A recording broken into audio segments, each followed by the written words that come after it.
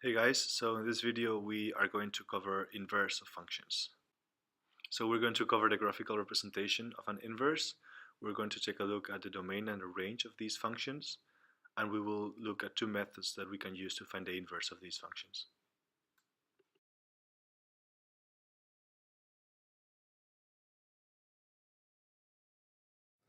In this video we are going to take a look at what inverse functions are. So just take a look at these two functions over here, and I will start explaining certain properties that will make you realize that these functions are actually labeled as inverse functions. So the first thing you need to realize is that the x values from one function are actually going to be the y values in the other function, and vice versa. You can see this because here you will have the coordinate 0, 2, and here you will have the coordinate 2, 0. So they're like completely swap each other.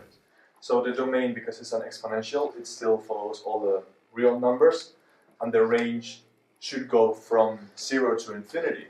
But because it has a plus 1 over here, it will be from 1 to plus infinity. Now, if we take a look at this other function, which is the natural logarithm of x minus 1, we can actually see that the domain and the range are exactly the same, but they are exactly the opposite. I mean, they are exchanged. So that's also a very visual way to see it.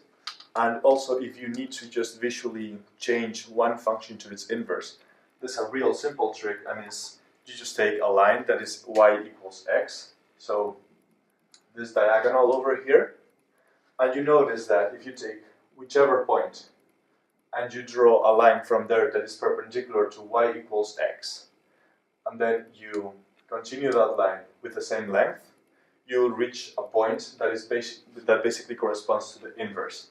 An easier way to see this is just to think of this function as a mirror image of that function through this line.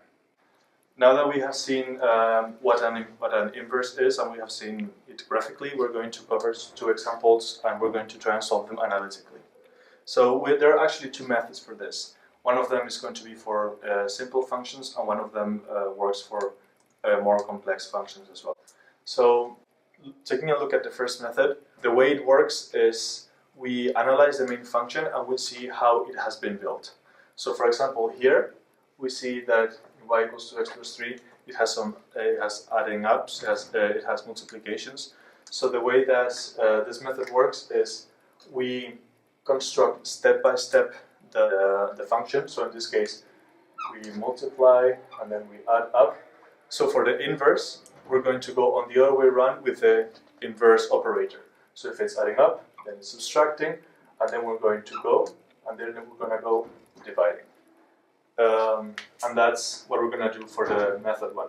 Then for the method 2, it's going to be rather simple. It's just basically changing x to y and y to x, and then we're going to solve for y. Okay, so back to the first method. For the first example, we see that it's multiplied by 2, and then we add 3. So then for the inversion, we're going to subtract 3, and we're going to divide by 2, starting from x. So we put x, we subtract by 3, and then we divide by 2. And that would be the inverse of this function.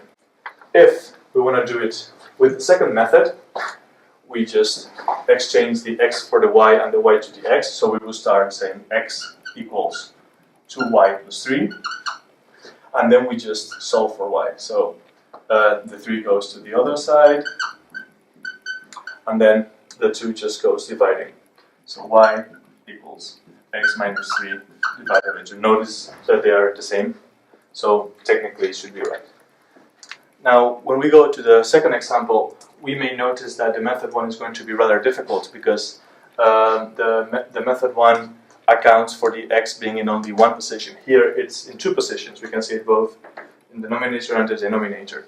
So we need to do the second method for that. So this method is not doable for this for that function, and we're going to jump right in for the second function. Y becomes the x, and the x becomes the y. Let me just copy that. And now we want to group the y's on the same side. So we're going to move the denominator multiplying on the other side, and while doing that, this multiplies this, plus this multiplying that. So 5 times y times the x, plus 8 times 8, sorry about that, times the x, equals 3y minus 5. And then what we want to do is group all the y's on one of the sides. So this 3y will go as negative 3y on the other side. So we have 5yax minus 3y plus 8x equals minus 5. And now what we're going to do is the distribution property in reverse. So we're going to say that this part here is the same as saying y times 5x minus 3 plus 8 stays, plus 8x stays the same, minus 5 stays the same. We move the plus 8 to the other side, so it will be minus 8x, and now we can move all this chunk over here as a denominator. So it will stay as y equals 5 minus 8x divided by 5x minus 3. And that will be the inverse function for that original one that we had there.